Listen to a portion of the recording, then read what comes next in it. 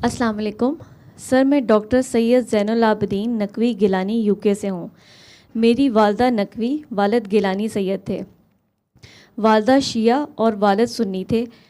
मैं यहाँ अहमदीदात से भी मुस्तफ़ीद हुआ और अपने इस सबब हस्बी नस्बी और मजहबी तरबियत और इल्म से मुतमईन, शादा और फ़रहां पिछले 25 साल से यहाँ इंग्लैंड के मुख्तलिफ़ हस्पतालों में मुख्तलिफ़ पोस्ट पर काम करता रहा हूँ। 25 साल से वो वहाँ पे हैं जी। और अपने इल्म हुनर पर अल्लाह का शुक्रगुजार था, लेकिन 2020 कोविड की वबा ने सब हवा में उड़ा दिया। यहाँ के मुल्हिद डॉक्टर बार बार होली वाटर और ज़मज़म से शफा का पूछते। करीब था कि सालों का संभाला ईमान और तकवा भी गुम हो जाता, लेकिन ये आपकी वीडियोज़ और सूरह रहमान का पैगाम था जिसने नई सोच, नई ज़िंदगी दी। यहाँ बहुत से डॉक्टर दोस्तों से डिस्कशन रही, बल्कि बताना शुरू कर दिया। लेकिन आपके एक पुराने सेमिनार जो लामा इकबाल मेडिकल कॉलेज में हुआ था, वहाँ शेख जायद हस्पताल की एक British trained surgeon doctor Tariq Bangash को सुना, जो बता रहे थे कि लेडीज़ हस्पताल के लिवर ट्रांसप्लांट सेंटर लीड्स हस्पताल के लिवर ट्रांसप्लांट सेंटर के आईसीयू का हेड डॉक्टर मार्क बल्मी अपने आईसीयू में मरीज़ों को सूरह रहमान सुनाता है, और इस आईसीयू का नाम ही अब गॉड्स आईसीयू पड़ गया है। तजस्सुस और इश्तियाक के हाथों मजबूर होकर डॉक्टर मार्क बल्मी से जा मिला। इसने अजब सवाल कर दिया कि हाँ, मुझे कुछ और डॉक्टर्स हजरात ने भी आकर पूछा है, बल्कि पाकिस्तानी डॉक्टर जावेद की भेजी हुई एक लेडी डॉक्टर भी मेरे पास आई थी, डॉक्टर मरियम गई थी और मेरा डाटा मांग रही थी। मैं तो सुना ही रहा हूँ, लेकिन आप सबको मेरा बताने वाला डॉक्टर बंगिश क्या अब ख़ुद भी अपने मरीज़ों को सुना रहा है या नहीं? फिर एक तंजिया मुस्कुराहट के साथ मेरी आंखों में आंखें डालकर वो खुद ही बोला, I am sure he will not do this himself there. यानी मुझे यकीन है कि डॉक्टर बंगिश ख़ुद अपने आईसीयू में अपने मरीज़ों को ये नहीं बता रहा होगा। वो ज़्यादा लिफ्ट नहीं करवा रहा था, बल्कि इसकी आखिरी सरगोशी नुमा बात आज भी मुझे झंझोड़ देती है। Doctor Jain, take care, we are almost completing our circle. I am afraid maybe doomsday approach suddenly, and by that time we reach the truth, as now we are seeking it badly. So consider believers in front of the Lord, and by that time you people turned out to be non-believers. वो मुझे बरामदे में शर्मिंदा छोड़कर दूर चलता गया, और मैंने पागलों की तरह लाहौर शेख जायद हस्पताल में किसी पुराने दोस्त को तलाश करना शुरू कर दिया, और बिला आखिर डॉक्टर बंगिश के करीब साथी तक जा पहुंचा। इसने बताया कि डॉक्टर बंगिश सूरह रहमान से इलाज किसी को बताते तो नहीं, लेकिन इससे मुत्तफ़िक और मुतारफ़ भी हैं, बल्कि बाबा जी के मुत्तफ़िक और मोतरिफ़ भी हैं, तारीफ़ भी करते हैं उसकी, बल्कि बाबा जी के दरबार पर भी जा चुके हैं। लेकिन इन्हें आपकी धमाल और काकियों के साथ पर बहुत एतराज़ है। यहाँ से फिर मैं डगमगा गया हूँ। मैंने ख़ुद भी इस पर बहुत सोचा है, नहीं समझा जा सका। आप गुस्सा ना कीजिएगा, बल्कि अगर मेरा ये तवील मैसेज आप तक पहुँच जाए और मुनासिब समझें तो किसी दुआ सेशन में मुख्तसर नहीं, बल्कि इस तरह तफसील से समझा दें। क्या सूरह रहमान ही इलाज के लिए काफ़ी नहीं है, बल्कि फ़ालिज और ज़हनी मरीज़ वालों के लिए भी कसीदा बुर्दा शरीफ ही क्यों, इसमें भी मौसीकी है। मैंने ख़ुद कन्फ्यूजन का शिकार हो गया हूँ। सूरह रहमान से फ़ालिज भी तो ठीक होना चाहिए। ये मौसीकी, कसीदा, सूफियाना कलाम और तरफ़ा तमाशा या धमाल क्यों? खुदा के वास्ते इग्नोर करने की बजाय तुरफ़ा तमाशा ये धमाल क्यों? जी, खुदा के वास्ते इग्नोर करने की बजाय मेरी मदद कर दें। असल वजह यह है कि मैंने ख़ुद रोज़ाना रात 7 दिन मतलब 5 या 7 सोते हुए अली हक के साथ अल्लाह से दुआ की, जो हक या हकीकत इस धमाल और डॉक्टर जावेद और इसके बाबा की इस मंतक की है, वो मुझ पर खोल दें। मैंने इसको पुकारा और खूब पुकारा, लेकिन मसला ये हुआ कि मेरी इस 55 साल की उम्र में अजीब हालत हो गई है। खड़े खड़े शदीद चक्कर, मतली गुस्सा आता है। हस्पताल में किसी से भी लड़ पड़ता हूँ। कहीं भी इस हालत में पेशाब ख़ता हो जाता है, शर्मिंदगी होती है। कभी नींद आती नहीं और कभी घुटनों पर घंटों बेहोश पड़ा रहता हूँ।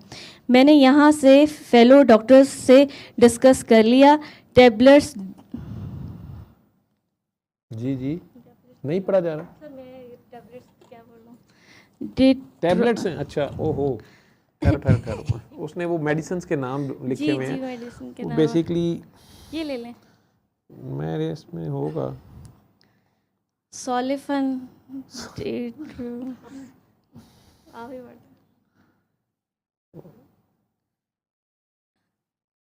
उन्होंने कहा कि मैंने उसको पुकारा और खूब पुकारा, लेकिन मसला ये हुआ है कि मेरी इस 55 साल की उम्र में अजीब हालत हो गई है। खड़े खड़े अचानक शदीद चक्कर, मतली, गुस्सा आना शुरू हो जाता है। हस्पताल में किसी से भी लड़ पड़ता हूँ, कहीं भी इसी हालत में पेशाब खता हो जाता है। बल्कि वो कह रहे थे कि मैं सर्जरी करते करते थिएटर में 1-2 बार ऐसा हो गया है, वो मेरे कंट्रोल में नहीं होता, मुझे समझ नहीं आती है। तो वो सारे हॉस्पिटल में, इज़ अ सर्जन, तो वो दूसरे डॉक्टर्स भी इन्वॉल्व हो गए कि यार ये क्या है। डॉक्टर्स तो हैं, तो शर्मिंदगी होती है, कभी नींद आती नहीं और कभी घंटों बेहोश पड़ा रहता हूँ। मैंने यहाँ सब फेलो डॉक्टर से डिस्कस कर लिया है। डेट्रूसिटॉल, सोलिफिन, ट्रिप्टानोल, रिस्पेरिडोन, सर्ट्रलिन, यू नो इट, मैं सब खा चुका हूँ। साइकेट्रिस्ट और यूरोलॉजिस्ट सब ने हाथ जोड़ दिए। मैं जानता हूँ मेरे से कोई बड़ी गलती हुई है। आपको बाबा जी ने भी कहा था सैयदों का ख्याल करना, प्लीज़ हेल्प मी। मैंने आपसे कुछ नहीं छुपाया, मुझे यकीन है मैंने कोई गलत बात आप या बाबा जी के बारे में नहीं की, बस हकीकत जानने का शौक़ था। ऊपर से मार्क बल्मी के लफ्ज़ हर वक्त दिमाग में गूंजते हैं कि हम तो हकीकत और सच की खोज के इस दायरे के सफ़र में वापस असल की तरफ पलट कर करीब आ गए हैं कि हक़ को पा जाएं, क्योंकि हम हक़ की तलाश में हैं। और ये ना हो कि मोहलत पूरी हो जाए और क़यामत बर्पा हो जाए और हम हक़ को पा जाएं और ईमान वाले कहलाएं, और तुम लोग जो अपने तई हक़ वाले हो, शक और वसवसों के हाथों डगमगा कर मुर्तद गिने जाओ। ये खौफ और एहसास मुझे मारे दे रहा है। चाहे कितना भी वक्त लगे, चाहे पूरा दुआ सेशन इसी पर करना पड़े, लेकिन मुझे सब में से निकाले, मैं हाथ जोड़ता हूँ। ये डॉक्टर साहब वहाँ सीनियर डॉक्टर हैं।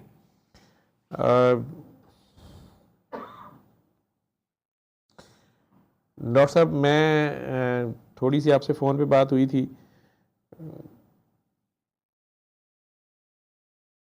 मुझे उम्मीद है ये अभी जो धमाल और अली हक वली हुई है, इसको अगर आपने देखा या बाद में देख भी लेंगे, अगर लाइव नहीं भी देख रहे थे, आई विश कि आप लाइव देख रहे हो।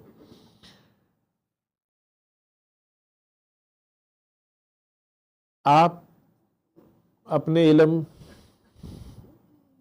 अपनी ज़िंदगी, अपनी स्किल्स, उसमें जिस पीक पे थे, आप खुद एतराफ़ कर रहे हैं कि 2020 में जब कोरोना आया या कोविड आया, और वहाँ पर मेरे समेत सारी दुनिया के डॉक्टर्स जो हैं उससे लड़ने के लिए फ्रंट पे थे, और दूसरी तरफ एक खौफ भी था, और हमारे पास कुछ भी नहीं था उसके मुकाबले में। पूरी ज़मीन के ऊपर हर जगह से एक ही सदा थी कि कोविड यहाँ भी पहुँच गया, यहाँ भी पहुँच गया, इतने मर गए, इतने मर गए, यहाँ भी लॉकडाउन है। दुनिया के बड़े बड़े गुंजान आबाद शहर, सड़कें, चौक जो थे वो सुनसान हो गए थे, ये हम सबको पता है। और आप खुद ही कह रहे हैं कि उस वक़्त के जो आपके वहाँ एथिस्ट डॉक्टर्स थे, वो मजाक उड़ाते थे कि होली वाटर वेटिकन से जो लाते हैं लोग, या क्रिश्चियंस का भी जो कॉन्सेप्ट है कि उससे ठीक हो, या जमज़म का वाटर कहाँ है। मुस्लिम्स को आप लोगों को तंग करते थे, या हिंदुओं को भी इवन कहते थे कि गंगा का पानी कहाँ है, गंगा जल से तुम करो। और मुझे याद है कि हमारे अपने बच्चे जो ओ लेवल ए लेवल में पढ़ते हैं, उनको भी उनके स्कूलों में कुछ लोगों ने ये क्वेश्चंस रेज़ किए बाद में भी, और उस वक़्त भी, या सोशल मीडिया पे बहुत ज़्यादा ये थे। और आपकी बात ये सच्ची है कि वो लोग बार बार ये कहते थे, और खाना काबा खाली वीडियोस में, पिक्चर्स में जो नज़र आता था, और तवाफ़ काबा रोक दिया गया, उम्रा रोक दिया गया, जो कुछ भी उस वक़्त हो रहा था, इवन मसाजिद में नमाज में, और वो सारा कुछ था, जुमे के इज्तिमात, हर चीज़ अब भूल गए हैं। जनाजे तक में नहीं लोग शरीक होते थे, और सारा मसला था यहाँ पर भी और वहाँ पर भी। लेकिन आप कह रहे हैं कि उस वक़्त की जो मेरी लाइव की वीडियोस थी या सूरह रहमान का पैगाम था, इसने आपको एक नई सोच या नई ज़िंदगी दी और वहाँ डिस्कशन भी हुई और आपने अपने फेलो डॉक्टर्स को भी ऑफ़र किया और वहाँ अप्लाई करना शुरू किया और आपने धड़ाधड़ मेरी वीडियोस देखना शुरू की। उसमें कोई वीडियो पुरानी थी, 2017 की है, वो इलामा इकबाल मेडिकल कॉलेज की वीडियो जो थी, जिसमें डॉक्टर तारिक बंगिश साहब का आप कह रहे हैं अल्लाह ने आपको एक राह दिखाई उस मुश्किल वक्त में। वो वक्त जब आप लोगों को जो नहीं भी अल्लाह को मानते थे, आखिर में वो भी अल्लाह को पुकारना शुरू हुए थे। मेरे सामने ऐसे एथिस्ट या ऐसे लोग थे जो जब खुद कोविड में फंसे और अगर उन्हें शिफा आई तो उन्होंने कहा नहीं, मुझे अल्लाह ने बचाया, मैं किसी दवाई से नहीं बचा या किसी चीज़ से नहीं बचा। बड़े बड़े पढ़े लिखों ने भी ये किया, आप भी वहाँ थे। अब आप उस शौक में, आपको उसमें डॉक्टर तारिक बंगिश का आप नाम ले रहे हैं, बिल्कुल उन्होंने उस सेमिनार में आके, वो वैसे इनवाइटेड मतलब एज ए गेस्ट थे वो, लेकिन स्पीकर नहीं थे। उन्होंने खुद ही रिक्वेस्ट की, ऊपर आए और उन्होंने ये वाक़या हम सब के साथ शेयर किया कि चंद साल पहले जब वो वहाँ ट्रेनिंग कर रहे थे इंग्लैंड में लिवर ट्रांसप्लांट सेंटर में, वहाँ पर उस आईसीयू में जब उनकी ड्यूटी लगी तो उन्हें समझ नहीं आती थी कि ये हल्की आवाज़ में मरीज़ों के कानों में क्या लगा होता है। तो आखिरकार उन्होंने एक डॉक्टर से एक दिन पूछा तो उसने कहा कि ये डॉक्टर बलमी जो हेड है वो इनको कुरान सुना रहा है, सूरह रहमान सुना रहा है।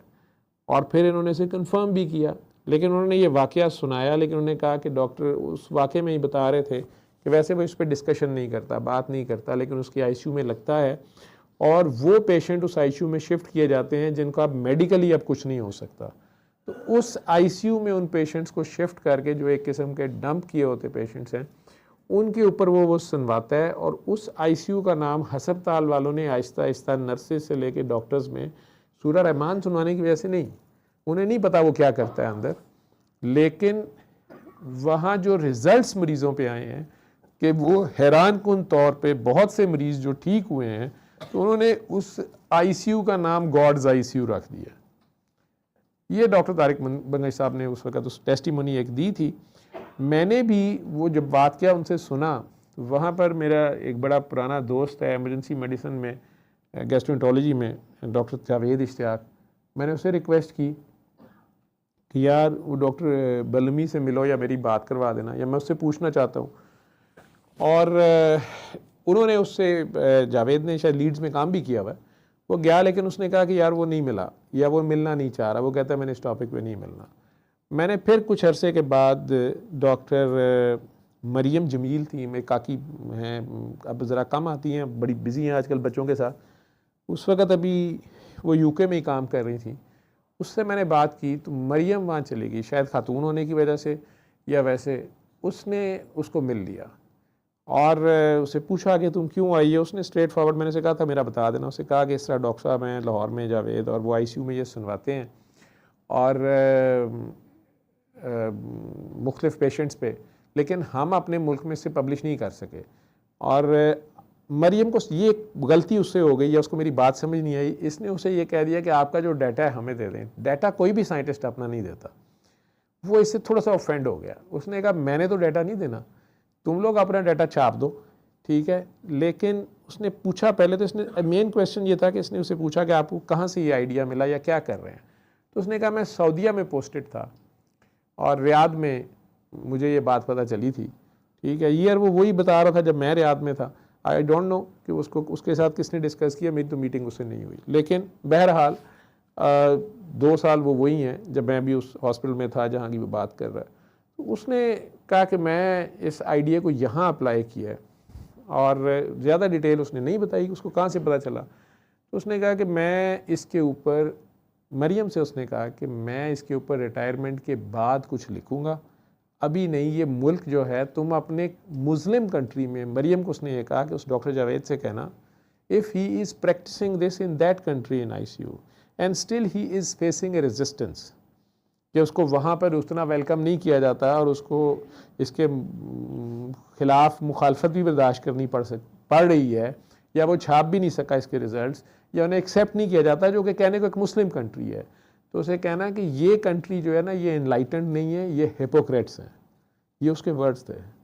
तो उसने कहा कि इन हिपोक्रेट्स के साथ मैं कैसे इसको पब्लिशाइज कर दूं, मैं रिटायरमेंट के बाद करूंगा जो कुछ करूंगा। सो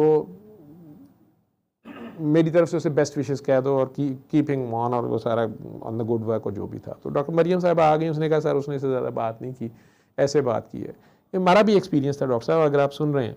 लेकिन आप वहाँ गए, उसने, आप तो अब गए आई थिंक 22 में शायद, तो आपको 2020 की वो हालत याद रखनी चाहिए थी जिस जगह पे आप बिल्कुल कह रहे हैं कि मेरा ईमान भी जा रहा था, जहाँ से वापस आपको इस मैसेज से जो कुछ भी मिला। रह गई बात धमाल की जो आप बात कर रहे हैं, उस बंदे के पास गए, आप सूरह रहमान का बताएं और सूरह रहमान के रिजल्ट्स लें और सूरह रहमान अप्लाई करें। तारिक बंगिश साहब की उसने ठीक बात की कि उन्होंने उसके बारे में शायद वो गुस्सा खा गया कि मेरा तो उसने जाके बता दिया, लेकिन वो खुद अपने आईसीयू में मेरी तरह क्यों पागलों की तरह नहीं बता रहा या क्यों नहीं कर रहा, उसका एक सवाल है। और दूसरा, उसने इस डॉक्टर को, आपको असल में यही कहा था शाह साहब कि तुम मेरे पीछे भागे आए हो, ये तुम लोगों की चीज़ है और तुम लोग हमारी फॉलोइंग करते करते, हमारे पीछे आते आते हम तो राह से हट गए थे। वो ये कहना चाह रहा है, हमें हक की तलाश थी, हमने मादी तौर पे बहुत तरक्की की है, जो मैं समझ रहा हूँ उसकी बात को, जो मेरा ख्याल है, might be I am wrong, लेकिन हम इस दायरे के सफ़र में अब हकीकत को पा जाने के करीब हैं। वो अपनी बात कर रहा है और कह रहा है, असल में उसने ये कहा है इसको कि अगर अचानक अभी क़यामत आ जाए, मैं तो ये कर रहा हूँ और तुम अभी भी इसके बारे में शक में हो और तहकीकें करते फिर रहे हो और पूछ रहे हो कि वाकई ऐसे होता है, हो सकता है वैसे, ठीक है। तो ये ना हो कि अभी क़यामत आ जाए और मैं बिलीवर्स में हूँ और तुम नॉन बिलीवर्स में हो, मैं मानने वालों में गिना जाऊँ अल्लाह की किताबों में इसी रास्ते पे चलते हुए, और तुम लोग शक में मारे जाओ, क्योंकि हक और शक कभी एक जगह नहीं इकट्ठे होते। जहाँ शक आ जाएगा वहाँ हक नहीं रहेगा, ठीक है। उसने ये तो बात आशा जी आपको कह दी। अब आपने उसके बाद, इस सारे के बाद दुआ कर दी अली हक वाली। आप सही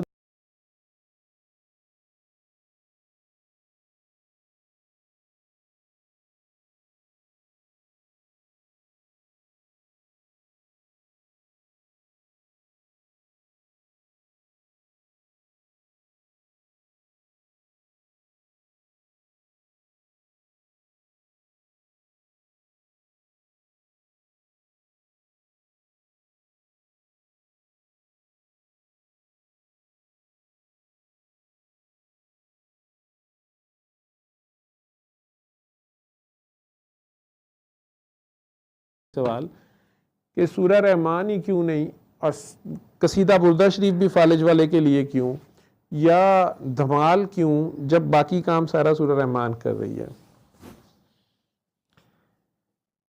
आपने अली हक किया है, अल्लाह करीम आपको उसका जवाब दे, आप पे बात खोल दे, लेकिन असल में आपका प्रैक्टिकल शुरू हो गया।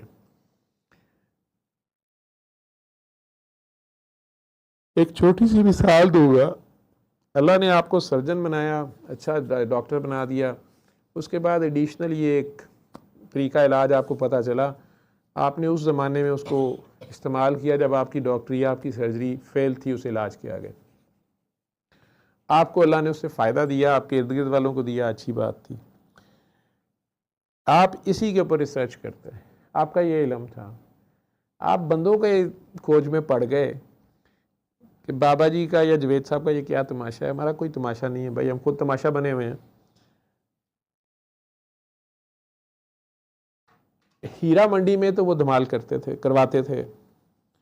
इधर भी आए जब 5 स्टार हीरा मंडी में, जहाँ ज़मीर बिकते हैं, ईमान बिकते हैं, इंसान बिकते हैं, वहाँ पर उन्होंने शुरू में ये धमाल भी करवाई काफ़ी लोगों को, लेकिन उनके अपने एक्सपेरिमेंट्स में फ़कीर अपना राज तो नहीं देता, उन्होंने सूरह रहमान के तरीका को ज़्यादा आम किया मेजॉरिटी के लिए। लेकिन चंद ऐसे लोग थे जिनकी सूरह रहमान से तबीयत उल्टा ख़राब होती है, या जैसे वो कह रहे थे शुरू में कि बोझ बढ़ जाता है कई बार, या रात को सोते थे तो अपने आप को भी बोझ भी लगता है, डर भी आता है, छिट्टे पड़ते हैं, ये होता है वो होता है, तो कई लोग इसमें ओवरडोज हो रहे होते हैं। मैं ये समझा सकता हूँ, कुरान सारे के सारा एनर्जी है, ये फोकस उनका ज़्यादा हो गया, ये फोकस थी, इसको देख के उसको मतली शुरू हो रही थी, क्योंकि उसकी एनर्जी, उसकी वाइब्रेशन बढ़ रही थी, वो रेडिएशन उसकी तरफ जब जा रही थी तो उसकी जो कैपेसिटी है उससे ज़्यादा हो रही थी, तो उसको मतली शुरू हो जाए। रेडिएशन की अपनी जो टॉक्सिसिटी है उसमें सबसे पहले नौजिया शुरू होता है, वॉमिटिंग शुरू होती है, ठीक है। अब इसके बारे में आप पता करना चाह रहे हैं तो आपका थोड़ा सा ज़ाती तजर्बा शुरू हुआ है अभी, उसमें आपका कंट्रोल अपने पेशाब पे भी नहीं रहा, बाहोश में भी नहीं रहा कि आप सर्जरी कर रहे हैं, अपने ध्यान काम कर रहे हैं। अब आप अचानक आपको पता नहीं चलता, आपका अपने पेशाब पे कंट्रोल नहीं रहा, आपको अपने मूड पे कंट्रोल नहीं है। आप कह रहे हैं कि अचानक मैं किसी से बदतमीजी कर रहा तो मेरे मुंह से गाली निकल जाती है, बाद में मैं माफ़िया मांगता था तो मुझे उस वक्त पता नहीं चलता। ठीक है, तो आपको जहाँ रोका जा रहा था, जहाँ तक आप पहुँचे थे, शाह साहब आपने वहीं पे रुकना था। इसकी मैं दूसरी मिसाल दे देता हूँ कि जो कि सूरह कहफ की हज़रत मूसा और हज़रत खिज़र अलैहिस्सलाम वाला वाक़या है। मुझे तो ज़्यादा बड़ी बड़ी बातें नहीं आती, लेकिन कुरान करीम से ही मैं अक्स करने की कोशिश करता हूँ जो हमारी डेली लाइफ है। मूसा अलैहिस्सलाम के पास किताब का इल्म है, ये आप सारों ने बड़ा गौर करना है इस बात पे। उस ज़माने में शरीयत का जो नबी करीम सल्लल्लाहु अलैहि वसल्लम से पहले जो 3 किताबें आई हैं, और जो किताब वाले नबी हैं उनमें से एक बड़े नबी हज़रत मूसा अलैहिस्सलाम है, फजीलत वाले नबी, जिसे अल्लाह कुरान में खुद कह रहा है। अब मूसा अलैहिस्सलाम को तौरात का इल्म जब मिल गया है और उन्होंने ही अपनी कौम को सिखाना है ना, उन्होंने उसकी डिस्क्रिप्शन देनी है, उन्होंने ही उसके लॉज डिसाइड करने हैं। जो मूसा कह देंगे वो हरफ आखिर है उस ज़माने की उस कौम के लिए, ये कवानीन है उनके, इसके मुताबिक रहना है, इसके मुताबिक ज़िंदगी है। और वो कवानीन जो हैं उनके मुताबिक मूसा अलैहिस्सलाम के पास उसका मैक्सिमम इल्म है, जिस पे वो अल्लाह से कह बैठे हैं कि या अल्लाह इससे ऊपर तो कोई इल्म नहीं। अल्लाह ने कहा कि नहीं, ये सोचना भी ना, ये ख्याल भी ना गुजरे आपको। बात सारी शुरू से हो रही है ख्याल की, चाहे वो जिन है, चाहे वो भूत है, चाहे आपके ऊपर जादू है, चाहे वो कोई आपको इंसान नज़र आ रहा है या भूत नज़र आ रहा है, आपका ख्याल क्या है, चाहे वो आपका नींद में सोते ख्वाब है। ख्याल, बार बार जोर दिया जाता है अपने ख्याल की हिफाजत करो, अपने ख्याल को पाक रखो। जो आपको, जिसको आप सेकंड के 1000वें हिस्से में पुकारते हैं, किसी भी, अभी जल्जला खुदा न खास्ता आ जाए, अभी कोई ऐसी सिचुएशन आ जाए जो आपकी कंट्रोल से बाहर है, या किसी को डॉक्टर जवेद की भी प्यार ने नहीं रोकना, या सबकी अपनी दौड़े लग जानी समेत डॉक्टर जवेद की। ठीक है, अब उस वक्त ऐसी सिचुएशन में जहाज गिर रहा है, माँ को अपने बच्चे की परवाह नहीं होती, उस वक्त या अल्लाह अल्लाह गॉड, जो जिसको जो उसका नाम आता है, बगैर सोचे समझे कि इस वक्त वजू है, हमारा मुंह किधर है, जो भी उनके मजहबी इबादत होती हैं उसके रिचुअल्स पूरे हैं कि नहीं है, इंसान उसी वक्त खुदा को पुकारता है। जैसे कोरोना में आप पुकारना शुरू हुए थे, जब बिल्कुल आपके गर्दनों तक आ गया था ना कि मौत आ गई है, तो सारों का यही हाल था। अब जब आप उस अल्लाह को पुकारते हैं, जहाज गिर रहा है 30,000 फीट की बुलंदी से, कभी अल्लाह ने कहा कि नहीं यार मेरे अपने छोटे छोटे बच्चे हैं, या मेरी अम्मी अभी इजाज़त नहीं दे रही, या मेरा अब्बा नाराज़ हो जाएगा तो उधर क्या करने गया था। उसने तो कभी नहीं कहा ना, वो लम यलिद व लम यूलद होके आपसे मिलता है। आपको जब वो पुकारता है किसी हक की जगह पे खड़े होने पे, तो आप कहते हैं मेरी जान चली जाएगी, मेरे बच्चे क्या करेंगे, मेरी अम्मी अब्बा नाराज़ होंगे। हक के रास्ते पे कौन खड़ा होता है? लेकिन जो रब और हक के लिए फिर खड़े होते हैं या हक के लिए चलते हैं, तो वो फिर उसके साथ लम यलिद व लम यूलद की दोस्ती लगाते हैं। यही रब के साथ दोस्ती है। क्यों सफ़ीउल्लाह साहब, आपका कोई बेस्ट फ्रेंड है? हाँ जी, कोई बेस्ट फ्रेंड है? आपका बेस्ट फ्रेंड वो होता है कि जिस वक्त आप किसी परेशानी में हो, आपको रात के 2 बजे पुलिस वाले पकड़ लें, खामखा रास्ते में रोक लें, या थाने ले जाएं, या कोई डाकू चोर आ गए चले गए, आप जिसको सबसे पहले फ़ोन करेंगे उस मुसीबत में, आपको ये कॉन्फिडेंस होता है कि वो आएगा या वो मेरी मदद करेगा। वही होता है ना बेस्ट फ्रेंड। और अगर वो आगे से बहाने लगाए तो फिर उससे दोस्ती रहेगी उसके बाद? नहीं। और वो आपके लिए आ जाए रात के 3 बजे थाने में, आपके ऊपर पुलिस ने झूठा ही पर्चा काटा हो कि ये बाइक गाड़ी में शराब की बोतल लेके जा रहा था, साथ एक टॉयफ भी थी, लेकिन आपको पता है कि वो मेरा दोस्त जो है वो, उसको पता है कि मैं ऐसा नहीं हूँ, आपने उसे बुला लिया है, उसको भी तो पुलिस अंदर कर सकती है ना, उस पर भी इल्ज़ाम लग सकता है। लेकिन अगर कोई ऐसा बेस्ट फ्रेंड है जो उस मुसीबत में आपको पता है, आपने उसी को फ़ोन करना है ना, कि इस उम्मीद पे कि वो मेरा बेस्ट दोस्त है, वो आएगा और वो आ जाए। अब कुछ दिन के बाद वो आपको बुलाए किसी सिचुएशन में और आप कहें नहीं यार मेरे अब्बू नहीं मान रहे, नहीं यार वहाँ बड़ा ख़तरा है, तो अब आप हक नहीं अदा कर रहे, अब आपको बीवी बच्चे और अब्बा जी याद आ रहे हैं, अपने नुकसान याद आ रहे हैं, फ़ायदे याद आ रहे हैं, तो आपकी दोस्ती दोस्ती नहीं है। क्या मैं सही कह रहा हूँ या मुश्किल बात है ये आसान समझ आ रही है? तो यही दोस्ती रब मांगता है। अब मूसा अलैहिस्सलाम को ये कह दिया गया कि मूसा, आपको जो बता दिया गया है आप इस पे रहें, लेकिन इल्म इससे भी ऊपर है, ठीक है, इल्म इससे भी ज़्यादा है। तो आपके ख्याल में भी इस तरह की बातें ना आए कि मैं सबसे टॉप पे आ जाऊं या मेरे से आगे इल्म किसी का नहीं है। खुदा ये चीज़ पसंद नहीं करता। कितने बड़े नबी हैं वो, उन्हें कहा जा रहा है वो अपनी इंक्विजिटिवनेस की वजह से, वो उन्हें शक नहीं है रब की इस बात पे। ना इब्राहीम अलैहिस्सलाम को शक था कि या अल्लाह तू मुर्दे को कैसे ज़िंदा करेगा, कहने मैं या अल्लाह मैं देखना चाहता हूँ, जैसे वो परिंदों वाला वाक़या। इसी तरह मूसा अलैहिस्सलाम कहते हैं कि या अल्लाह मैं उस शख्स से मिलना चाहता हूँ जो इल्म जिसके पास इससे भी ऊपर है, यानी तौरात से भी ऊपर किसी का इल्म है। जो इल्म मूसा अलैहिस्सलाम के पास है उससे भी ज़्यादा अगर किसी के पास है तो या अल्लाह मैं उसको मिलना चाहता हूँ। ये किताब से भी आगे का इल्म। कहा गया कि अच्छा तुम चल के जाओ, क्योंकि वो फजीलत में फिर वो बंदा ऊपर हो जाएगा, चल के जाना पड़ेगा आपको। वो वाक़या आप लोगों ने सारों ने सुना भी हुआ है। तो जैन साहब, आप तो खुद सैयद बादशाह हैं,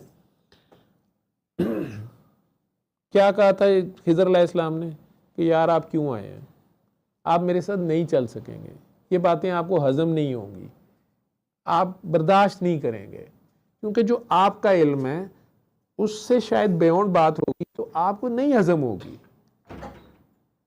उन्होंने कहा नहीं मैं जानना चाहता हूं। तो उन्होंने एक ही शर्त रखी कि तुम्हें सबमिट करना पड़ेगा, तुम्हें सरेंडर करना पड़ेगा, तुम्हें फिर चुप करके मानना पड़ेगा, मेरे पे सवाल ना रखना, मेरे पे एतराज़ ना करना, मेरे काम में रुकावट ना डालना, क्योंकि मैं जो कर रहा हूँ मैं भी अल्लाह के हुक्म से कर रहा हूँ।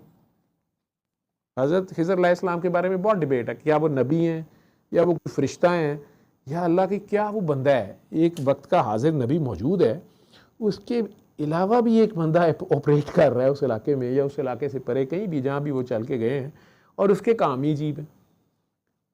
वक़्त के नबी को, जो साहिब किताब नबी है, उसको कह रहा है कि यार तुम्हें मेरी बात नहीं हज़म होगी, ये इल्म नहीं तुम्हें समझ आएगा, ठीक है। बहरहाल चले गए।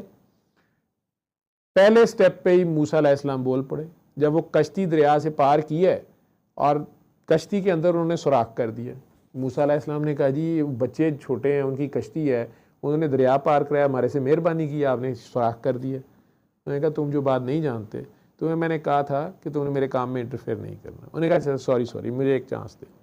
आगे गए हैं। वो शहर ऐसा है, ऐसे कोई बद इखलाक शहर है कि कोई उन्हें खाना नहीं खिला रहा, कोई मुसाफिरों की कोई आओ भगत नहीं है, मुसाफिरों को कोई रास्ता तक बताने पे तैयार नहीं है, पानी भी मांग रहे हैं तो वो नहीं कोई पिला रहा।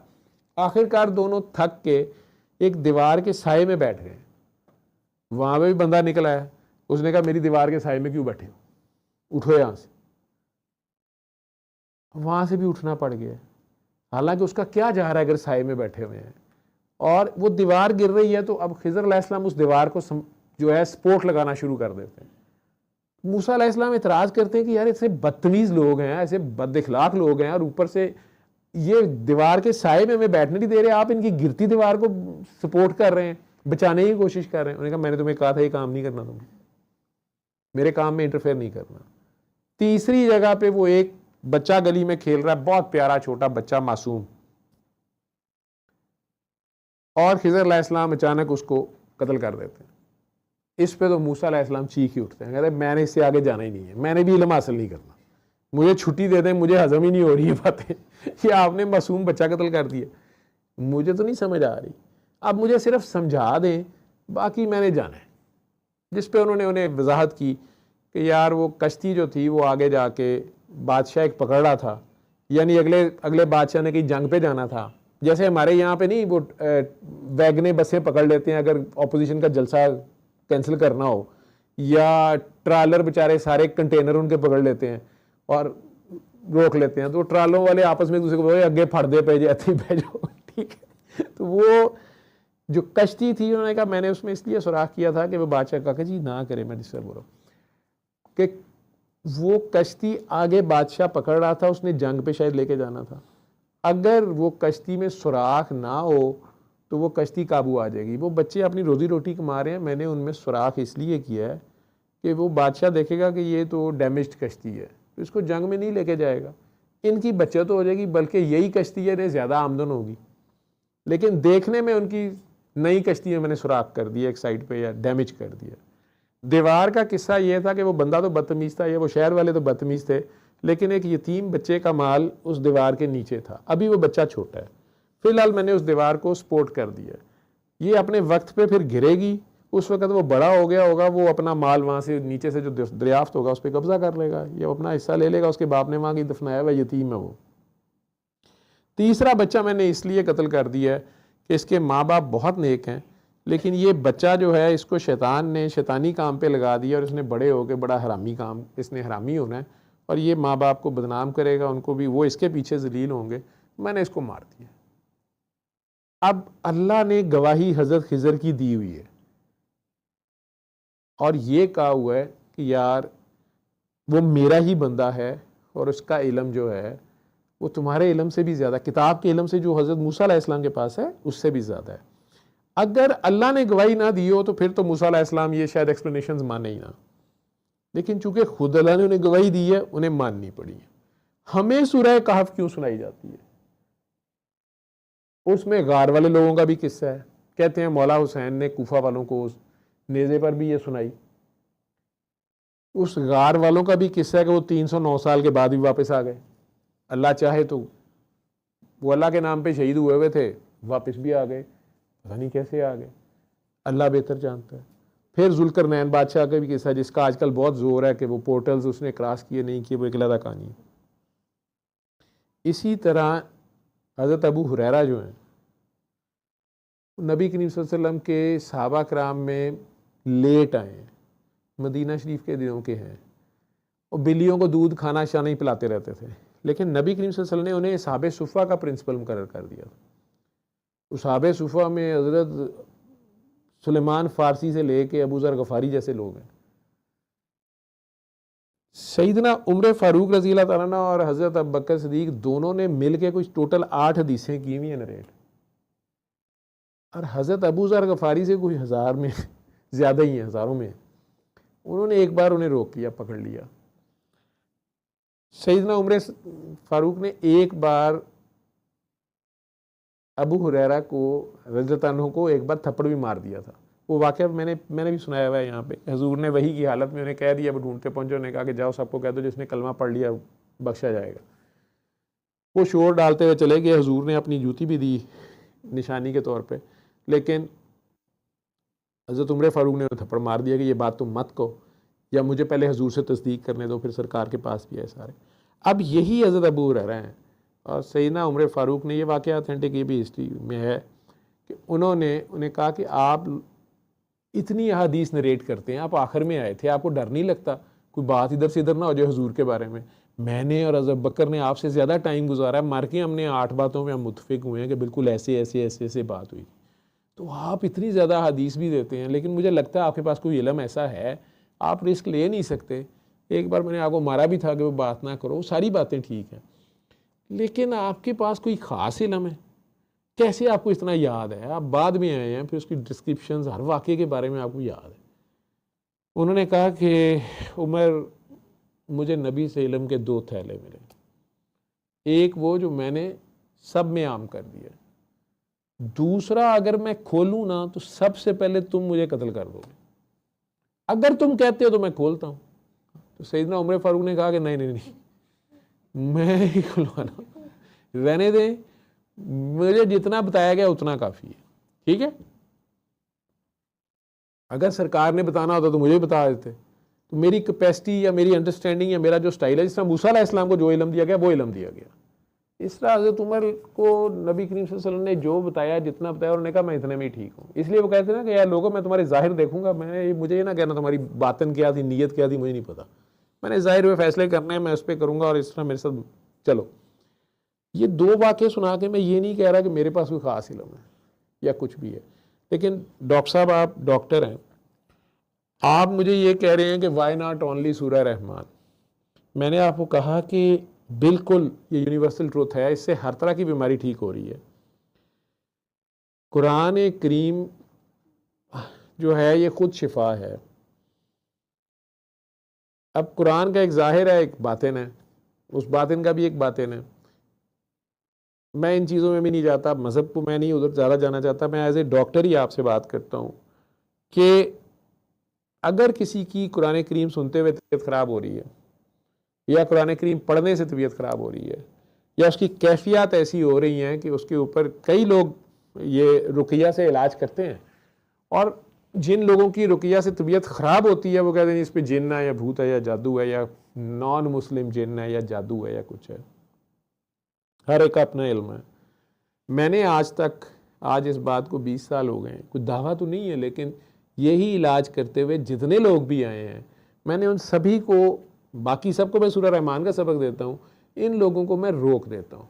या जिनको शिज़ोफ्रीनिया होता है, या आप लोग कहते हैं शिज़ोफ्रीनिया, या आपके ख्याल में वो, या उनके घर वालों के ख्याल में वो ऑटिज़म है, या उन्हें ओसीडी है, या कोई साइकोलॉजिकल सिकनेस हो गई है, मैं उन्हें सूरह रहमान सुनने का अगर कहता हूँ तो मैंने देखा है कि वो बेचारे खुद भी कहते हैं कि भाई तबीयत ख़राब होती है। ऑटिज़म वाले ADHD के बच्चे और ज़्यादा हाइपर हो जाते हैं। ठीक है, ये भी हो सकता है कि ये बीमारी हो ही ना, ये बीमारी ना हो, ये एनर्जी है उसके पास ज़्यादा जो चैनलाइज नहीं हो रही और किसी को समझ नहीं आ रही। वो उसकी या उसके माँ बाप ही की कमाई है, लेकिन उसको ज़्यादा चार्ज कर दिए, उसको उसकी समझ नहीं आ रही। वो उसको बीमारी समझ रहा है या आप बीमारी समझ रहे हैं, वो बीमारी है ही नहीं। जब बीमारी नहीं समझ आ रही वगैरह फिर जादू होगा, या उसकी अपनी कमाई है। वो इबादत इतनी ज़्यादा करी जा रहा है। अल्लाह कह रहा है कि मैंने किताब के वारिस 3 तरह के लोगों को बनाया है। एक वो जो अपनी जानों पे जुल्म करते रहते हैं, या ये भी कह रहा है कि इसमें मोमिन के लिए शिफा है, और जालिम इसी में से अपने लिए खसारा बढ़ाते हैं। कुछ लोगों को उससे ओवरडोज हो रहे होते हैं, शायद उनका सबक उन्हें मिला होता है लेकिन उनसे होमवर्क नहीं होता, उनसे वो प्रैक्टिकल वो कर नहीं पा रहे होते। कुछ इश्क वाले या इतने प्यार वाले होते हैं कि वो थोड़ा सा ही पढ़ के अल्लाह के साथ इतने ख्याल में चले, बात है सारी ख्याल की, वो ख्याल में इतने ज़्यादा उसके करीब चले गए हैं कि उन्हें ये नहीं समझ आ रही होती कि अब दुनियादारी कैसे निभानी है। और उसमें जब दुनियादारी निभाने लगते हैं उसमें फेलियर्स होते हैं। दुनियादारी दुनिया के तरीके से करनी पड़ती है। उन्हें चूँकि सही इल्म नहीं होता, उन्हें कोई ना कोई कह देता है इतने हज़ार बार ये पढ़ो, इतने हज़ार बार वो पढ़ो। वो कुरान को भी मंत्र की तरह इस्तेमाल कर रहे होते हैं। और जब उनकी मर्जी के रिजल्ट्स नहीं आते, अब आप जाके पेट्रोल पंप पे गाड़ी का टैंक फुल करा लें और उसे कहें मेरे से तिलावत सुन लो, वो सुनेगा? उल्टा डंडे पकड़ के सीधे हो जाएंगे कि जनाब पेट्रोल निकाल लें या पैसे निकाल लें। ठीक है, तो आपने जब किसी का इलाज करते हैं एज ए डॉक्टर या एज ए सर्जन, तो आपको भी पता है कि बहरहाल कुछ ऐसे पेशेंट्स होते हैं जिन पे स्टैंडर्ड प्रोसीजर्स नहीं लगते। आपको कोई ना कोई इनोवेशन करनी पड़ती है, या वो उस डायग्नोसिस में आता ही नहीं है। आप वो स्टैंडर्ड, आप खुद भी कह रहे हैं, अब आपका अपना तजर्बा है। अब स्पेसिफिक आपकी ज़ात पे आ जाता हूँ कि आपने सारी दवाइयाँ लिख दी हैं जो यूरिन के इस तरह ख़ता होने के ऊपर भी आप, या हम सारे डॉक्टर्स लिखते हैं कि ओवर एक्टिव ब्लैडर है, या ब्लैडर आउटफ्लो ऑब्स्ट्रक्शन है, या न्यूरोजेनिक ब्लैडर हो गया है, आप डॉक्टर हैं, उस सारी की दवाइयाँ, और प्लस साइकोलॉजिकल है शायद, आपने वो सारी दवाइयाँ भी खा ली हैं। आप खुद ही कह रहे हैं कि यूरोलॉजिस्ट से लेकर साइकाट्रिस्ट सारों ने आपके आगे हाथ जोड़ दिए हैं, और आप फ़ोन पे मुझे कह रहे थे कि डॉक्टर साहब वो सही गालिब कहता है कि मर्ज़ बढ़ता गया जो दुआ की, मैं तो दुआ खा लूँ तो वो और ज़्यादा कंट्रोल से बाहर हो जाता है। तो मुझे बताएं ये क्या है? आपने अल्लाह से कहा था मुझे बताएं ये क्या है, तो आपका ज़ाती तजर्बा शुरू हुआ है अभी डॉक्टर साहब। और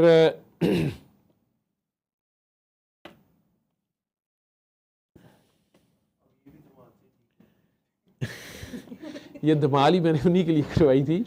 मैंने कहा आज मैंने कहा कि आपने दम मस्त कलंदर 7 दिन सुननी है।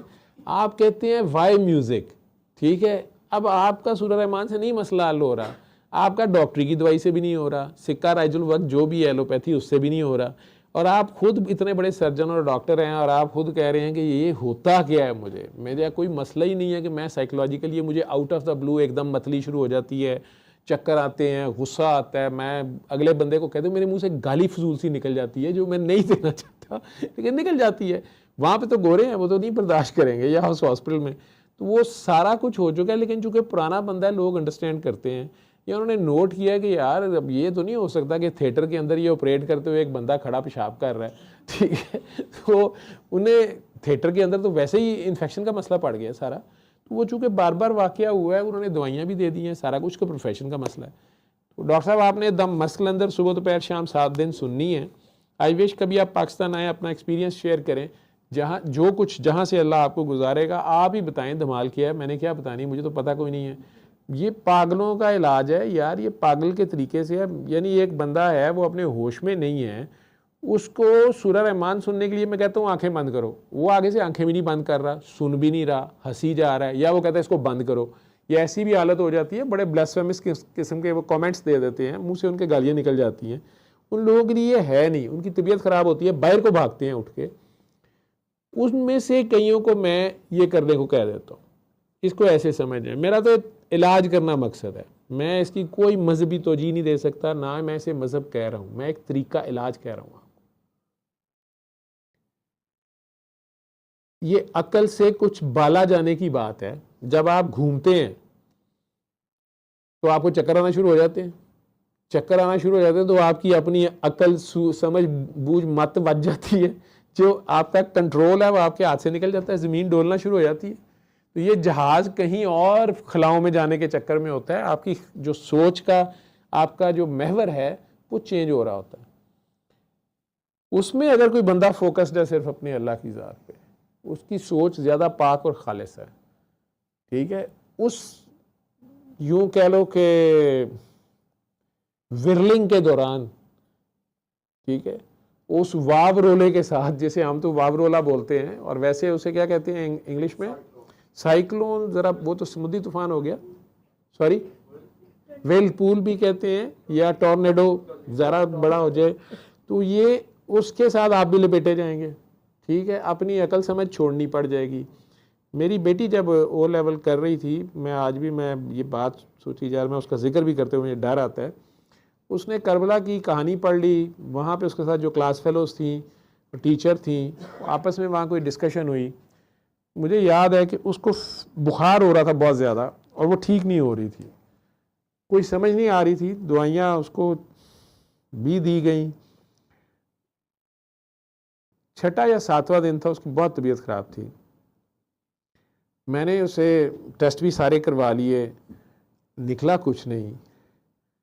मैंने उसे प्यार से पूछना शुरू किया कि बेटा बात क्या है, मेरे से नाराज़ हो जाएगी, अब बड़ी हो गई है।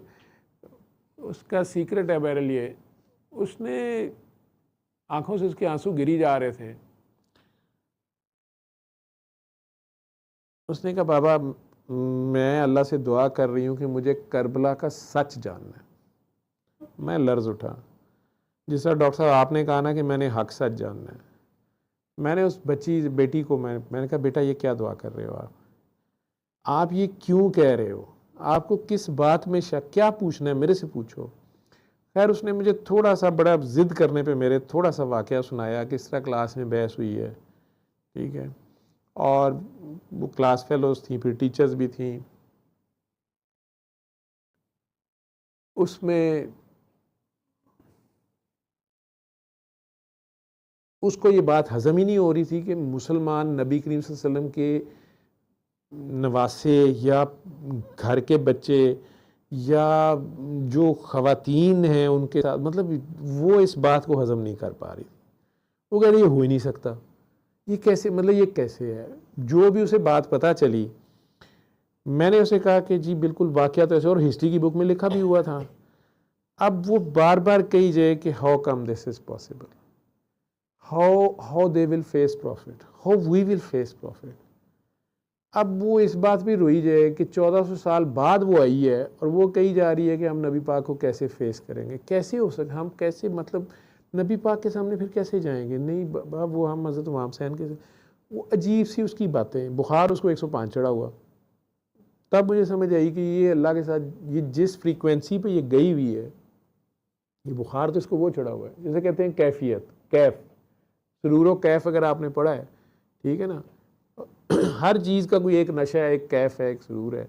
वो जिस फ्रीक्वेंसी पे वो सोच रही थी, और वाकई उसके गले से ब्लड आ रहा था, जिसकी वजह से मुझे थोड़ा सा हुआ कि इसकी कैफियत बहुत ज़्यादा बढ़ गई हुई है। तो उस पर मैंने पूछा कि ये क्या बात है, नहीं तो मुझे नहीं ख्याल था वो दुआ भी नहीं कराती, बात भी इस तरह की नहीं करती है। अभी जब ये काकी जी बोलना शुरू हुई तो पहले वो उधर से अजरा जी चीखी कि कहीं चुप कर जाए, फिर ये काकी सुंदर सीधर से चीखी कि बाबा, वो काका जब सवाल कर रहा था कि बस कर दें बस कर दें, मैंने इनसे कुछ नहीं पूछा। ये वो लोग हैं जो इस दर्द को फील कर रहे होते हैं, इस एहसास में होते हैं। आप लोग अपने आप को जज करें। आप सड़क पे गुजरते हैं, कई बार आप कोई एक्सीडेंट होते देखते हैं, परली सड़क पे बाइक कोई स्लिप होते देखते हैं, या कोई भी एक्सीडेंट होते देखते हैं, या एक्सीडेंट हो गया हुआ है और लोग इकट्ठे हुए हुए हैं। हम में से क्या सारे लोग वहाँ रुकते हैं? नहीं। कुछ लोग जो रुकते हैं वो बाइक या गाड़ी से उतरते नहीं है, बस थोड़ा सा स्लो करके वो चले जाते हैं।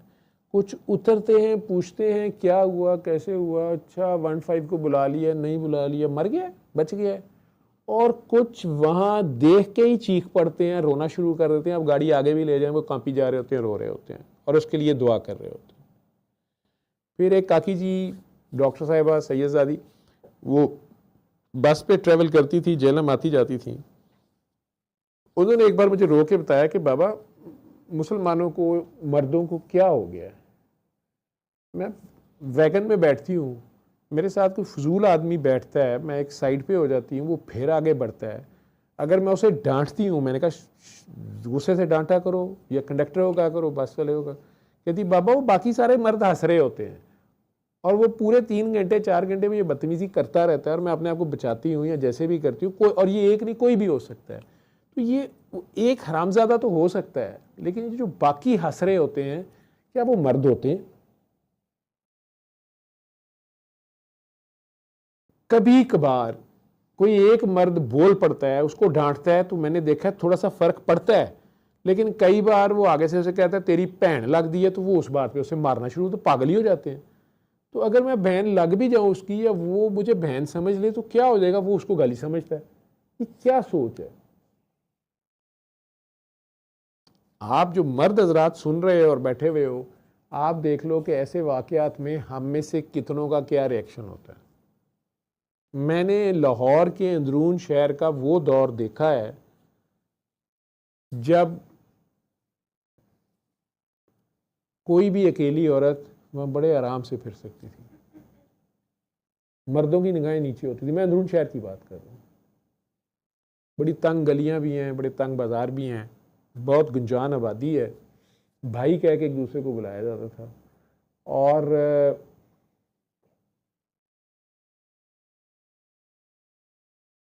कोई भी औरत गुजर सकती थी वहाँ से, उसके बारे में कॉन्सेप्ट और थे। अब वहाँ भी ये हालात नहीं है। ये डिफरेंट लोग एहसास के डिफरेंट लेवल्स पे हैं। ये कुछ ऐसे पागल होते हैं जो खामखा दूसरों की दर्द भी फील करते रहते हैं,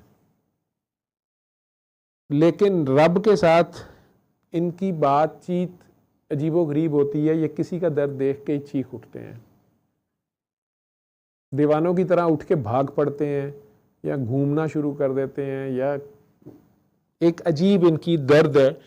ये जिस तरह मैंने अपनी बेटी को मना किया, उसी तरह शाह साहब मैं आपको रिक्वेस्ट करूंगा, अपने दुआ कर ली। अब आप मेरे से तब पूछते तो मैं कहता चुप करके सूरह रहमान के सबक पे रहें, और वो करते रहें। आपने इसमें घुस के क्या करना है?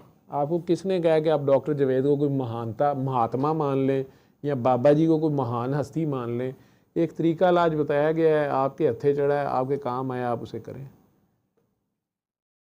अदरवाइज़ आप इस प्याज को छील छील के इसमें से क्या निकालेंगे? रिसर्च करनी है तो गोरे से रिसर्च के पैटर्न्स पे आके कर लें। आपको पता चलेगा जब वक्त आएगा कि इंसानी जिस्म से कैसी कैसी लहरें निकलती हैं। ये रेडिएशन या गैमा रेज कितनी फ़ायदेमंद भी हैं, कितनी नुकसानदेह भी हैं। उसकी अपनी रेडिएशन एक ख़ास हद से बढ़ जाए तो उसका क्या असर होता है, उसके इर्द गिर्द वालों को क्या होता है। ये इंसान जब इस चीज़ तक पहुँचेगा, पाएगा, तो हमारी बहुत सी बातें आपको समझ आएंगी। मैं ज़्यादा समझने के चक्कर में होता नहीं, ना समझा सकता हूँ। एक तरीका इलाज है वो कर रहा हूँ, ये सब के लिए नहीं है, ये चंद के लिए है। कसीदा बुर्दा शरीफ में म्यूज़िक है, बिल्कुल है। वो हम इसीलिए तो कहते हैं कि वो फालज वाले या ज़हनी अमराज के मरीज़ जो सूरह रहमान पे कंसंट्रेट नहीं कर सकते। कुरान की एक अपनी हुर्मत है, कुरान का एक अपना प्रोटोकॉल है। अल्लाह डिमांड कर रहा है कि जब कुरान पढ़ा जाए उसे तवज्जो और यकसुई से सुनो ताकि तुम पे रहम कर दिया जाए, और रहम रहमान ही करता है। ये अल्लाह का अपना कहना है।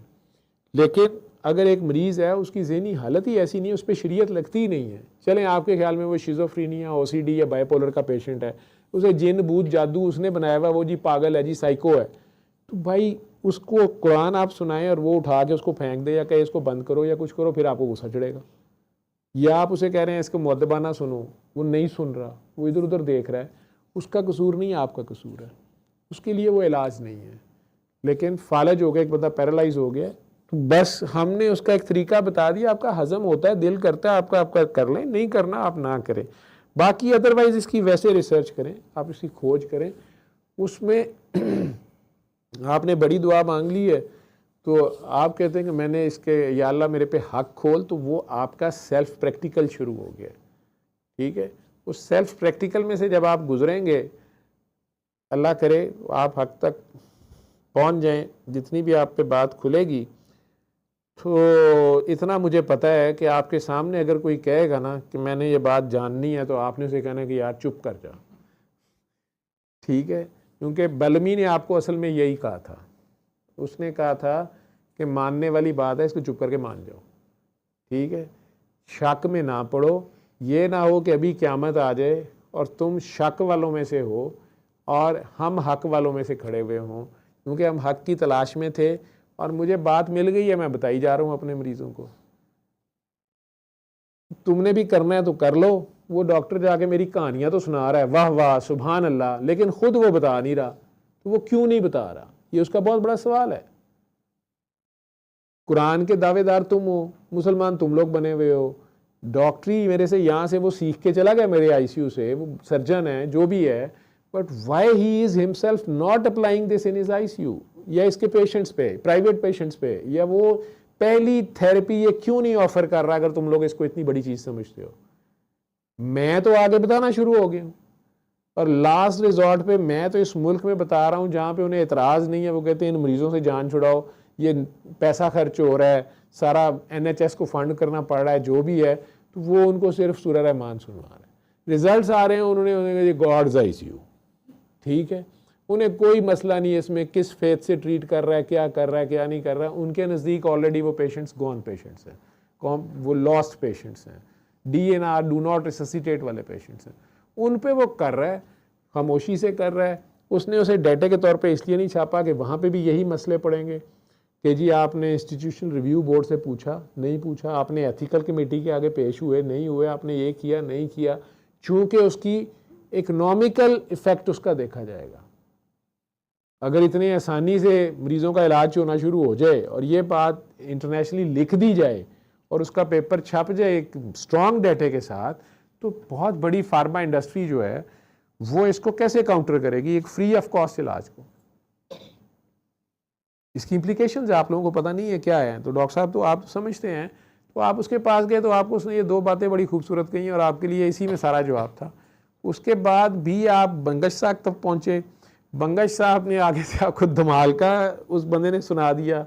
आपने उसके बाद मेरी ज़ात के ऊपर या बाबा जी की ज़ात पर रिसर्च कि हम क्यों धमाल कर रहे हैं, भाई वो एक तरीका इलाज है। अगर आपने इस स्कूल में, इस कॉलेज में दाखिला लेना है, तो ज़ाहिर बात है आप 25 सालों में सर्जन बने हैं, जिस चीज़ के भी जहाँ तक भी पहुँचे हैं, वो पहले दिन तो नहीं किसी ने आपको छुरी पकड़ा दी थी इंग्लैंड में, धक्के खा के पहुँचे हो ना। शुरू में तो अपेंडिक्स ही कराते थे आपसे, किसी ने आपसे APR नहीं करा दिया होगा, या कोई और मेजर सर्जरी नहीं कराई होगी, या बेल रॉथ सर्जरी नहीं कर दी होगी, तो आपके साथ उन्होंने कहा होगा ये बाद में, ये प्रोसीजर आप बाद में करना, ये पैंक्रियाटिक सर्जरी, ये सारी फलां, ये फिर होगा। तो इसी तरह इसमें भी आपने अब एक्सपेरिमेंट किया है, आपकी अपने ऊपर गुजर रही है, इसमें से आप निकलना है आपने, तो आप अली हक कीजिएगा दम मस्कलंदर के ऊपर 7 दिन। बाकी के कुछ जवाब आपको उससे मिलेंगे, मेरी बातों से नहीं, आपका सेल्फ प्रैक्टिकल है, ये तन बीती का नाम है। ये जाग बीती का नाम नहीं है। मेरे से भी हो सकता है आप बेहतर इसको समझें।